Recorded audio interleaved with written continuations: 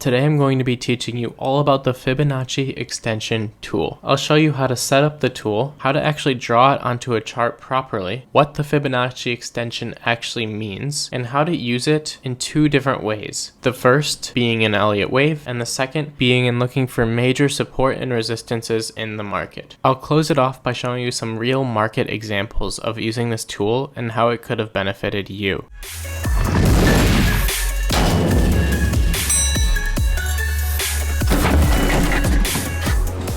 So let's start with actually setting up the tool. Now I use TradingView as my main trading platform, but whatever platform you use, this tool will be available. It might be called something different and it might have a slightly different icon. On TradingView specifically, this is called Trend-Based Fib Extension and it looks just like this. If you don't already have it in your favorites bar, you'll find it on the left hand side. Third icon down will look like a pitchfork to you if you've never changed it. Click on the arrow right next to that, and about halfway down there's Trend-Based Fib Extension.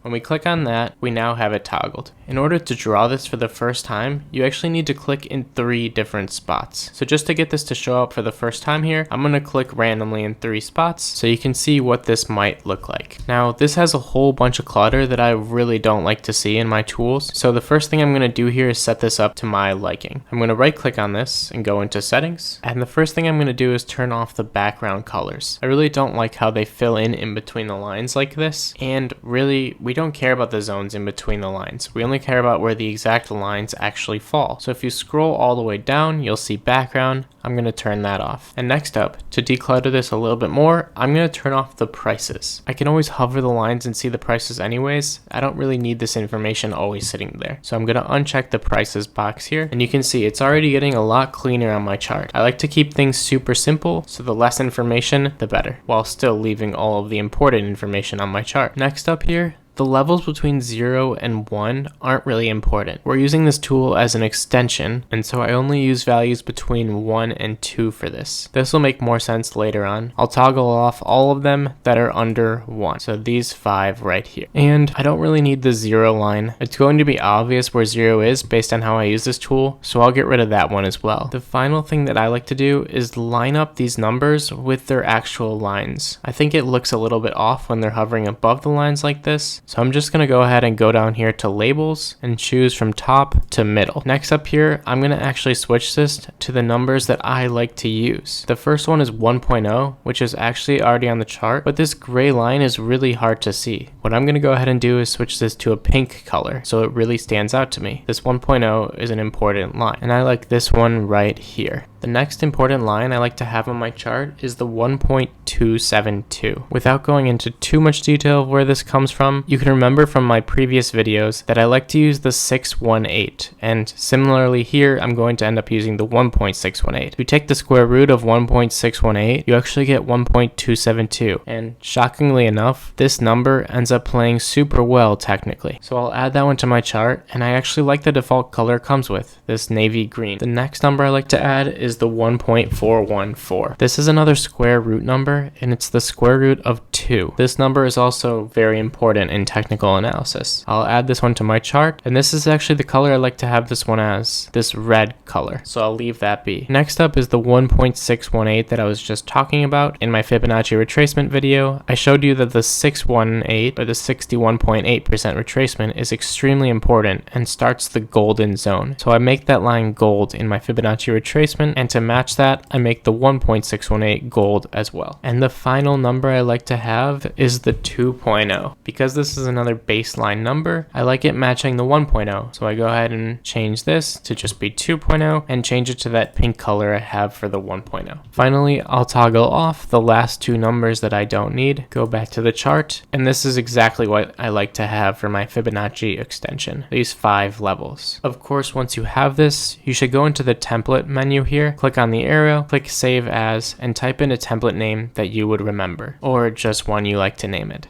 Now, whenever we go ahead and draw this tool, you can see that it fills in with these custom colors that we just set up. Feel free to customize these colors however you might like. So now let's put this tool on a chart. There are actually two different ways that people use the Fibonacci Extension Tool when charting. I'll start off with the way that people use it to just find support and resistance zones that a chart might stop at. So in a trending market, these are super important lines. What you want to do is take your tool, click on it, and then you would click on a point in a trending market. I'll take this peak right here and just click there first. Next, you'd click at the bottom of the move before we started to pull back. So you can see down here is the bottom before we have a nice pullback. So in real time, the market would have moved somewhere around this area. You'd realize the bottom was in. You'd start looking for areas of where this might end up going to next. So you want to just click at the bottom here as your second click, and then click at the same spot for your third click. Now before you do this, you can hover your mouse all the way to the right hand side so that these lines will fill in for you, and just click again in that same spot. So now we have a Fibonacci extension on our chart. Let's say we use some other technical analysis, maybe a Fibonacci retracement, or maybe just some simple support and resistance to have an entry in this zone up here. Now we're looking for targets as to where this could possibly go before we take profit. The first spot you'd be looking at is this 100%, or this one line right here. And you can see this next move that happened here ended up falling just around this line. Yeah, we fell a little bit below it, but you can see that it did act as support both times we came down to it, as there was a bounce here and then a really nice bounce there. And just following this a bit further, the next major move that we had come down came down right to this 1.414 line. We bounced right off of it, and unsurprisingly, when we came up to find support, this 1.272 was used as a support line here before moving down again. And where did we bounce next? Right on this 1.618 line before pulling upwards a bit and one final move downwards right to the penny on that 2.0 line. So it should be clear how significant each of these levels are in trading. Now, before I move any further with this tool, I want to make sure you actually understand what it's calculating and what these numbers even mean. So this 1.0 we'll take as our first example. This is a 100% extension. When we open this tool, we clicked at this top part as our first click and this as our second click. So this distance right here is actually our frame of measurement. So if we were to simply draw a line from that first place we clicked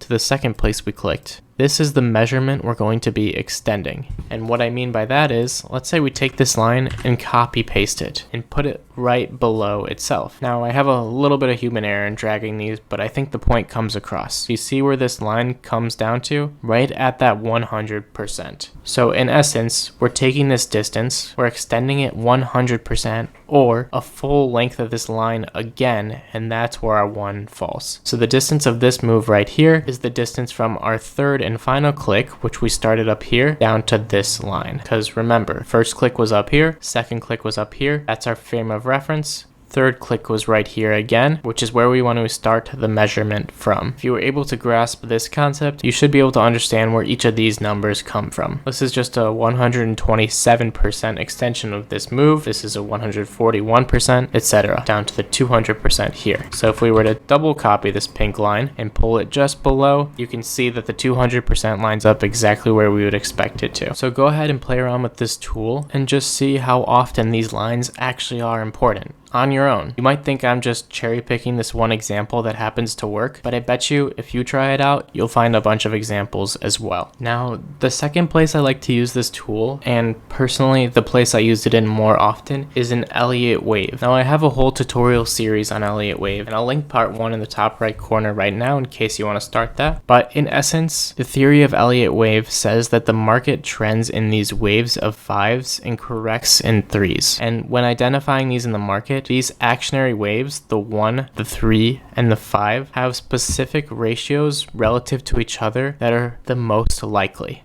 Now again, I'm going to try and hold off as many of the Elliott wave details as possible, but just to give you an example, the 1 wave and the 3 wave are usually correlated in that the 3 wave is a 161.8% extension of the 1 wave. So that 1.618 golden line we drew is the most common spot for a 3 wave to fall in a chart. When we draw this, we have to draw it slightly different. So whereas before we clicked at the bottom, the top, and then the top again, in Elliott Wave, we actually have 3 different places we need to click with this tool. So the first one is still at the bottom here, and the second one is still at the top here. We're still trying to measure the length of this wave, wave 1, or this move in the market relative to another one. It's still our frame of reference. But instead of clicking our third click at the top here, we actually want to measure it relative to the length of this actionary move here, wave 3. In order to do that, our third and final click will be at the bottom of wave 2 here. And I'll extend my mouse to the right just so I can have these lines come up. Now once you click there, you're measuring the length of wave 3 here relative to the length of wave 1. And you can see in my example, I have wave 3 here hitting this 1.618 just on, which is extremely common to see in the market. Once again, this means that wave 3 is 161.8% longer than wave 1. And just to reiterate, all of these waves have common ratios that apply to them, but I'll just show you this one for now. If you want to see how all of them apply, watch my Elliott Wave tutorial series. So let's show you how this is actually used by looking at Apple back in 2013. Now I already have an Elliott Wave count on this where I'm labeling this whole thing the 1 wave, this the 2, this the 3, this the 4, and this, or maybe up here, would be the 5. Don't focus too much on the details of where those waves are, especially if you don't have a strong understanding of Elliott Wave as of now. However, I'll show you how I came to the conclusion that I thought this would be a third wave. If I pull up my Fibonacci Extension Tool and I just click from the bottom of wave 1 here to the top of wave 1 down to the bottom of wave 2 and pull to the right, you can see I'm hovering this spot as my wave 2, though somewhere down here also works. And go ahead and click. You can see this golden line doesn't exactly catch the top here, but in a move that goes from $70 up to $120, this falls at about $114. Just a couple dollars short of where this did end up peaking for a third wave. And just to show you one more example in this exact wave series right here, very commonly wave 1 and wave 5 are the same length. So in order to check this, we would pull out our tool again, pull from the bottom of wave 1 to the top of wave 1 so that wave 1 is our frame of reference, and then click on the bottom of wave 4 here and pull this to the right. And you can see this pink line falls almost exactly at the top of wave 5 there. And if we just scroll to the right and look back on this, you can see how well this pink line does at catching nearly the top of this insanely large move before a huge pullback here. So clearly, this is a pretty strong indicator. So there you have it. Many people are going to tell you that one of those waves to draw this Fibonacci Extension Tool is wrong and one is correct. However, it really just depends on how you're using it. And after all, if the market is reacting to the way you're using it and you're able to find successful trades based off of it, does it really matter anyways? I personally don't believe there is a right or wrong way to use this tool, and both have made me profitable trades. Give the Fibonacci Extension Tool a shot and let me know if it works for you. What tool or indicator do you want to see next? Let me know that in the comments below. Thank you all so much for watching. If you enjoyed this content, please hit the like button, and why not consider subscribing for future content. This helps me out a ton, and it'll only take you a couple of seconds. Good luck trading. I'll catch you guys next episode.